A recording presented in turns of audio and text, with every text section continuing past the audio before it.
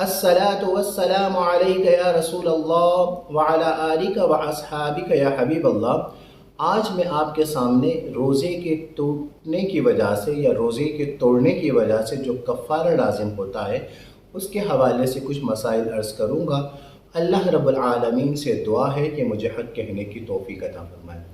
प्यारे दोस्तों, अगर कोई रोज़ा तोड़ता है उसके मसाइल में आगे चल के अर्ज़ करता हूँ। तो उसका कफ़ारा क्या होता है? उसका कफ़ारा ये होता है,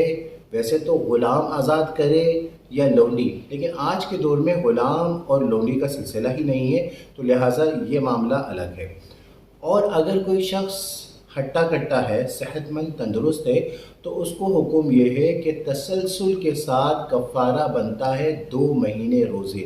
यानी 60 दिन रोज़े रखना है। 60 दिन रोज़े रखना है और एक रोज़ा कज़ा का, लिहाजा 61 रोज़े तसलसल के साथ यानी पे दर पे रखना है। अगर किसी ने कुछ रोज़े रखे, ज़्यादा से ज़्यादा रखे, यहाँ तक कि 58 रोज़े तक, 59 रोज़े तक रख दिए और फिर उसने अगर या तोड़ दिया या छोड़ दिया, आगे रोज़ा नहीं रखा, तो हुक्म ये है कि फिर शुरू से शुरू होगा। यह है मर्द के लिए। ख़वातीन के लिए सिर्फ गुंजाइश है कि उनके अय्याम ख़ास के दिन आ जाते हैं, हैज़ के दिन आ जाते हैं, तो उनके लिए ये गुंजाइश है कि अगर रोज़े जिस तरह तसलसल के साथ रख रही हैं, हैज़ के दिन आ जाते हैं तो वो दिन छोड़ देंगे, फिर अय्याम ख़ास से फ़ारिग होकर फिर आगे जो दिन होंगे तो उसको काउंट किया जाएगा। ये ख़वातीन के हवाले से है। अगर कोई सेहत व तंदुरुस्त नहीं है, लाग़र है, कमज़ोर है, बीमार है, वो पे दर पे रोज़े अगर नहीं रख सकता, तो उसको हुक्म ये है कि 60 मिस्कीनों को 2 वक्त खाना खिलाए। 60 मिस्कीनों को 2 वक्त खाना खिलाना एक रोज़े का टूटने का कफ़ारा होगा। अब आइए उसके लिए क्या ज़रूरी है, मसाइल अर्ज़ करता हूँ। क्या ज़रूरी है वो ये है कि पहली बात ये है कि वो रोज़ा रमज़ानुल मुबारक का अदा रोज़ा हो, यानी अगर किसी का माजी का रोज़ा हो रमज़ान का, या सुन्नत रोज़ा हो, यानी 9वें मुहर्रम या 10वें मुहर्रम का रोज़ा हो, या यौम अरफा का रोज़ा हो, या मुस्तहबात रोज़े हों, या यौम दाऊदी हों, या पीर और जुमेरात के रोज़े हों, या नफली रोज़े जो भी हैं, अगर वो रोज़े हों तो उस पर नहीं है। रोज़ा ज़रूरी है कि रमज़ानुल मुबारक का हो और अदा हो। अगर वो रोज़ा जो रमज़ानुल मुबारक का है और अदा है, अगर वो टूटता है, और आगे तफसील भी बताता हूँ, तो अगर वो टूटता है तो उसकी सूरत में कफ़ारा अदा किया जाएगा। दूसरी बात ज़रूरी ये है कि रोज़ेदार ने नीयत रात में की हो, यानी रात में अगर नीयत की है और रमज़ानुल मुबारक का रोज़ा है, तो अगर उसने तोड़ दिया तो उस पर कफ़ारा होगा। और अगर मिसाल के तौर पे ये थोड़ी तफसील वजाहत कर दूं कि रोज़े की नीयत अगर कोई रात में नहीं करता, दिन में करता है, तो दिन में नीयत करने की टाइम लिमिट क्या है, उसकी वजाहत करता हूँ। तो उलमाए किराम में फरमाते हैं कि रोज़े में अगर रात में किसी ने नीयत नहीं की, तो एक तो यह है कि दहवाए कुबरा से पहले पहले अगर कोई इरादा कर लेता है, नीयत कर लेता है, तो काफ़ी है। अगर दहवाए कुबरा के बाद अगर वो निस्फ़ुन नहार यानी ज़वाल से पहले पहले तक कर ला, ये ज़रूरी है। अब दहवाए कुबरा क्या है? दहवाए कुबरा ये कहते हैं कि सूरज अपने उरूज पर पहुंच जाता है। सूरज आज के टाइम के हिसाब से तकरीबन 12:06 या 7 मिनट पर दहवाए कुबरा होता है।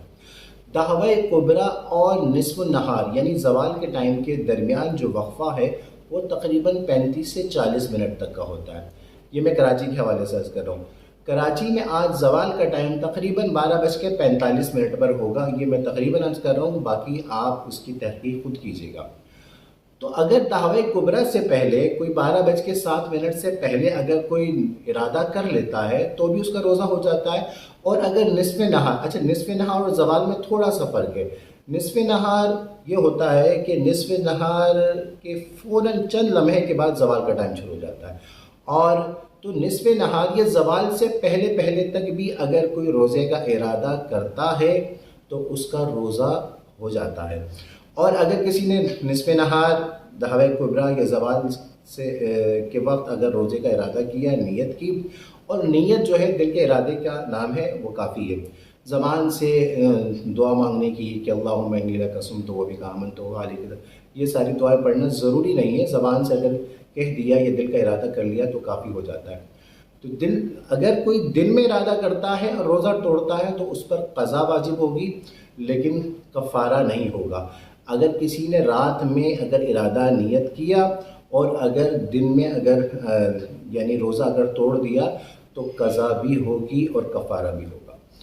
تیسری بات ضروری یہ ہے کہ وہ شرعی مسافر نہ ہو، یعنی شرعی مسافر کے لیے روزہ جو ہے وہ رکھنا جو ہے اس کے لیے اجازت ہے کہ فَمَنْ كَانَ مِنْكُمْ مَرِيضًا أَوْ عَلَىٰ سَفَرٍ فَعِدَّةٌ مِّنْ أَيَّامٍ أُخَرَ، اگر کوئی مریض ہے یا سفر میں ہے تو بعد میں روزہ رکھ سکتا ہے۔ تو اگر کوئی شرعی مسافر ہے، اگر وہ روزہ توڑتا ہے تو اس کے لیے قضا ہے، اس کے لیے کفارہ نہیں ہے۔ اور اگر کوئی شرعی مسافر نہیں ہے تو وہ اگر روزہ توڑتا ہے تو اس کے لیے قضا بھی ہے اور کفارہ بھی ہے۔ اور ساتھ میں حکم یہ ہے کہ آمدن اگر کوئی توڑتا ہے، یعنی اگر کوئی آمدن جمع اپنی بیوی کے ساتھ ہم بستری کرتا ہے، یا آمدن کے معنی ہوتا ہے کہ جان بوجھ کر، ایک ہوتا ہے نا خطاً غلطی سے کوئی چیز پی لیا، مثال کے طور پہ کوئی وضو کر رہا ہے، ساتھ میں کسی کا ہاتھ لگا، ایک دم پانی اندر چلے گیا، پیٹ میں پانی اندر گیا، روزہ تو ٹوٹ گیا، لیکن اس نے جان بوجھ کر یہ عمل نہیں کیا تو لہٰذا یہ خطاً ہوگا، یعنی غلطی کی وجہ سے ہوگا، تو اس کا روزہ ٹوٹ جائے گا اور اس پہ کفارہ لازم نہیں ہوگا، صرف قضا ہوگی۔ لیکن اگر کوئی شخص آمدن کوئی چیز کھاتا ہے یا پیتا ہے یا پھر اپنے بیگم کے ساتھ جمع ہم بستری کرتا ہے، آمدن کرنے کی وجہ سے اس پر قضا بھی ہوگی اور کفارہ بھی لازم ہوگا۔ آمدن مثال کے طور پہ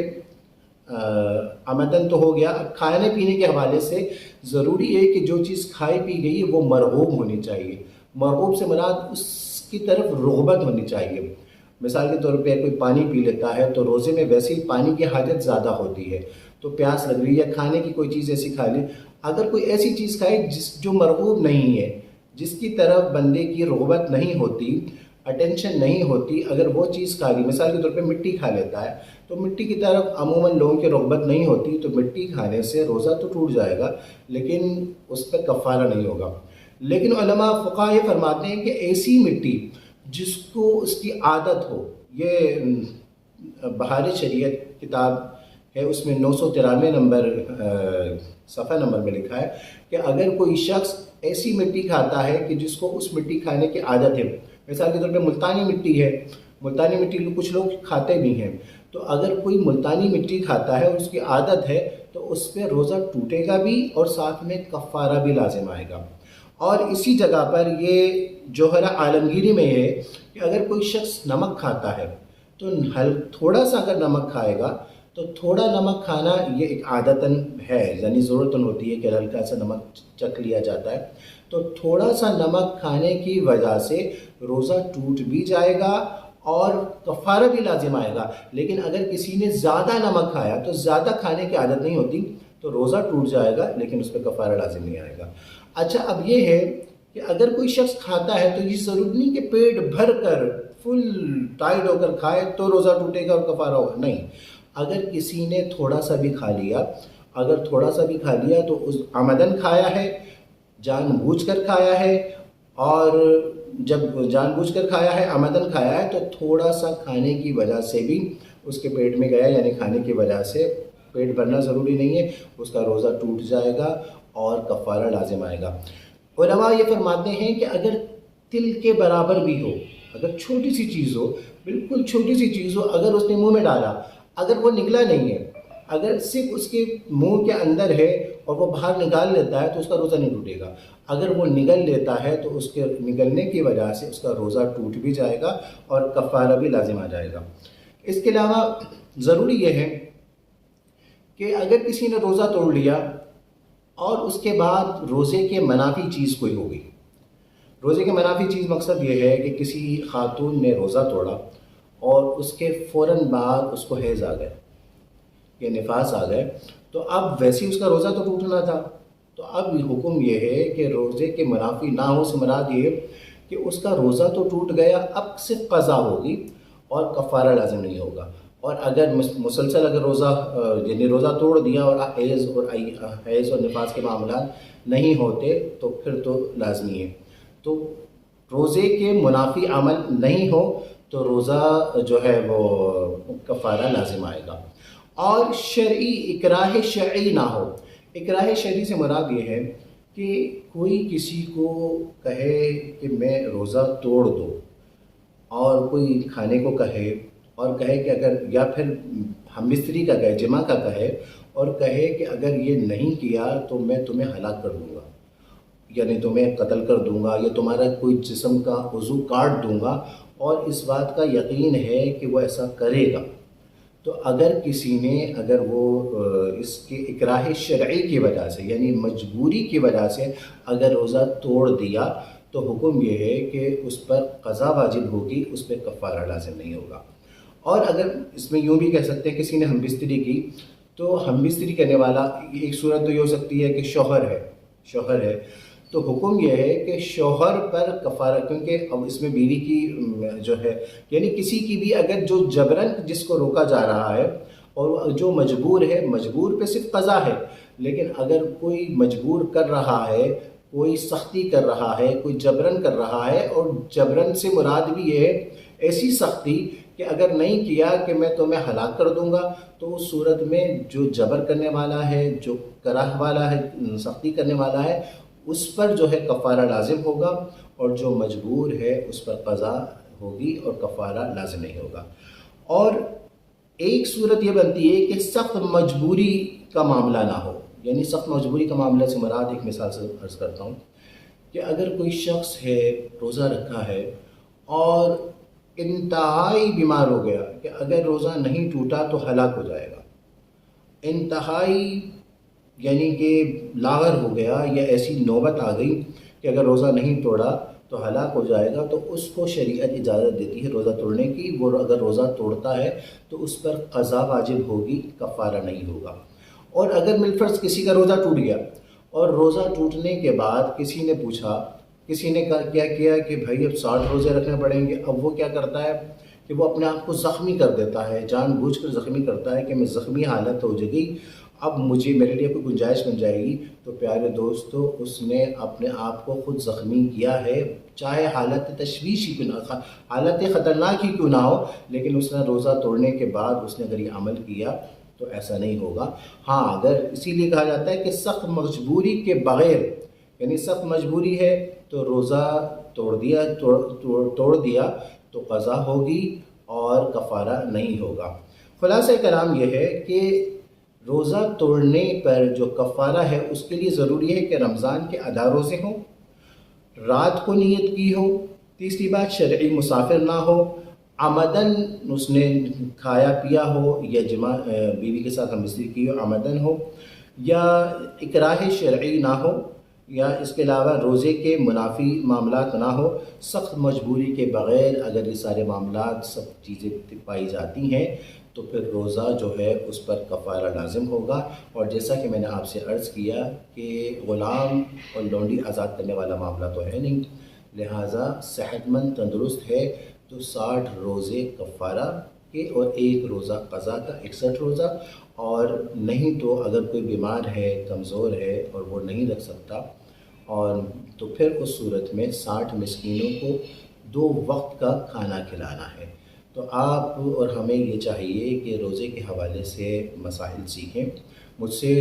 ایسے لوگ معاملات پوچھتے ہیں، مسائل ایسے پوچھتے ہیں کہ مجھے خود حیرت ہوتی ہے، کیونکہ ظاہر ہے نا کم علمی ہے. حضور نے فرمایا طلب العلم فریضۃ علی کل مسلم و مسلمہ، کہ علم حاصل کرنا ہر مرد اور عورت پر علم حاصل کرنا فرض ہے. تو جس چیز کی ضرورت ہے، نماز ایسا معاملہ ہے جس کو ہر مسلمان، مرد ہو، عورت ہو، امیر ہو، غریب ہو. روزے کا ایسا معاملہ ہے کہ مسلمان ہو، مرد ہو، عورت ہو، امیر ہو، غریب ہو، بوڑھا ہو، جوان ہو، تو سب پر روزہ اور نماز تو ضروری ہے. زکوٰۃ غریب کا زکوٰۃ کا مسئلہ نہیں سیکھتا یا حج کے مسائل نہیں سیکھتا تو کوئی مسئلہ نہیں ہے. تو لہٰذا لوگ جب مسائل ایسے پوچھتے ہیں، ایک صاحب نے مجھ سے یہ پوچھا کہ بھئی وہ اگر تیل لگا لوں تو کیا روزہ ٹوٹ جائے گا؟ بھائی تیل لگانے سے کہا، کسی نے کہا کہ اگر غیبت کر لو تو کیا روزہ ٹوٹ جائے گا؟ تو اور ایک صاحب یہ کہنے لگے کہ غیبت کرنے کی وجہ سے مجھے ایسا لگا یا تیل لگانے کی وجہ سے روزہ ٹوٹ گیا، تو میں نے کیا کیا کہ میں نے تو اس کے بعد کھا لیا، تو مجھے تو یہ گمان تھا۔ لہٰذا اگر یہ تو آپ کی کم علمی کی وجہ سے ہوا ہے نا، تو اگر آپ نے، میں ایک مثال میں نے آپ سے عرض کیا، اور اسی ترتیب سے اگر آپ اور بھی چیزیں دیکھیں کہ اگر کوئی ایسی غلطی کی کہ تیل لگا دیا اور یا غیبت کر لی، تو غیبت کرنے سے روزہ فاسد ہوتا ہے، کیونکہ روزے کی برکت حاصل نہیں ہوتی، روزے کی رحمت حاصل نہیں ہوتی، لیکن روزہ ٹوٹتا نہیں ہے۔ تو اب اگر مثال کے طور پہ کوئی یہ سوچتے ہوئے کہ تیل لگانے سے یا غیبت کرنے سے میرا روزہ ٹوٹ گیا اور اس نے اس کے بعد کچھ کھا لیا، تو اس پر بھی کفارہ لازم ہوگا۔ تو لہٰذا سب سے پہلی بات تو یہ ہے کہ ہمیں ضروری ہے کہ ہم علم دین سیکھیں، ہمیں پتہ ہونا چاہیے کہ کس بات پر قضا ہے، کس بات پر کفارہ ہے، کس بات پر روزے کی اہمیت ہے، کیونکہ ایک ہوتا ہے عام لوگوں کا روزہ، ایک ہوتا ہے خاص لوگوں کا روزہ، ایک ہوتا ہے اخص الخواص کا روزہ۔ عام لوگوں کا روزہ تو یہ ہے کہ کھانے پینے اور جماع سے، یعنی حقوق زوجین سے رکنے کا نام ہے۔ خاص لوگوں کا روزہ یہ ہے جس کی حقیقت بھی یہی ہے کہ وہ اپنے کھانے پینے کے ساتھ ساتھ آنکھ کا روزہ یہ ہے کہ آنکھ سے گناہ نہ کریں، اور زبان کا روزہ ہے کہ غیبت زبان سے گناہ نہ کریں، ہاتھ کا روزہ ہے کہ ہاتھ سے گناہ نہ کریں، کان کا روزہ ہے کہ کان سے برا نہ سنیں، پاؤں کا روزہ ہے کہ وہ پاؤں سے گناہ کے کام کی شرعی نافرمانی کے حوالے سے نہ چلیں۔ تو یعنی یہ خاص لوگوں کا روزہ ہے، اور اخص الخواص کا یہ روزہ ہے کہ وہ گناہوں کا تصور ہی نہ کریں، گناہوں کا خیال ہی نہ کریں۔ تو لہٰذا ہمیں یہ چاہیے کہ روزے کی اگر اصل ثمرات حاصل کرنے ہیں تو خالی کھانے پینے کا نام روزہ نہیں ہے، کھانے پینے سے بھی رکیں، اور روزے کے اصل ثمرات کو حاصل کرنے کے لیے، اس کی برکتیں حاصل کرنے کے لیے، اس کی رحمتیں حاصل کرنے کے لیے، اس کے ثمرات حاصل کرنے کے لیے ہمیں خواص اور اخص الخواص کے روزوں کی طریقہ کار پر عمل کریں گے تو اس کی برکتیں ہمیں ظاہر بھی ہوں گی، ہمارے باطن میں بھی ہوں گی۔ وآخر دعوانا الحمدللہ رب العالمین۔